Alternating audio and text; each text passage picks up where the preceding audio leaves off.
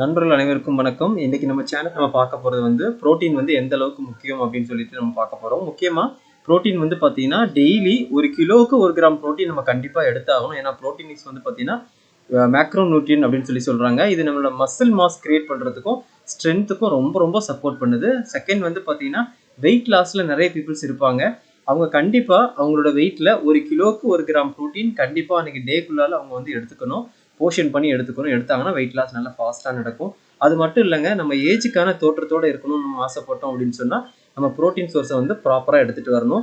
அதே மாதிரி பிபி இருக்கும் நிறைய பேருக்கு. அவங்களோட பிபி லெவலை விட்டு அவங்க கரெக்டாக வந்து மெயின்டைன் பண்ணணும், வெளியில் வரணும்னு நினச்சா கூட அவங்களோட ப்ரோட்டீனோட லெவலில் அவங்க ப்ராப்பராக எடுத்துகிட்டு வரணும். அதே மாதிரி நம்மளோட போன் வந்து நல்லாவே வந்து நல்லா ஹெல்த்தியாக நல்லா வந்து பார்த்தீங்கன்னா நல்லா வந்து போனோட டென்சிட்டி நல்லா இருக்கணும்னாலும் நம்மளுடைய ப்ரோட்டீன் சோர்ஸை ப்ராப்பராக எடுத்துகிட்டு வரணும். எல்லாத்துக்கும் மேலே மெட்டபாலிசம் வந்து கரெக்டாக பூஸ்டப் ஆகணும் அப்படின்னு சொன்னாலும் நமக்கு வந்து பார்த்தீங்கன்னா ப்ரோட்டீன் சோர்ஸ் கரெக்டாக எடுக்கணும். ஸோ வந்து ப்ரோட்டீன் அப்படின்னு சொன்னால் சிம்பிளாக எப்படி வந்து ஒரு பில்டிங்க்கு வந்து ஒரு பிரிக்ஸ் இல்லாமல் நம்ம பில்டிங் கட்ட முடியாதோ அதே மாதிரி ப்ரோட்டீன் இல்லாமல் நம்ம பாடி வந்து கண்டிப்பாக ரொம்ப நீடட் வந்து ப்ரோட்டீன் இல்லாமல் நம்ம பாடியோடைய ஃபங்க்ஷனிங் வந்து ப்ராப்பராக இயங்காது. தேங்க்யூ. ஸோ இன்னொரு நல்ல டாப்பிக்கில் நான் உங்களை சந்திக்கிறேன்.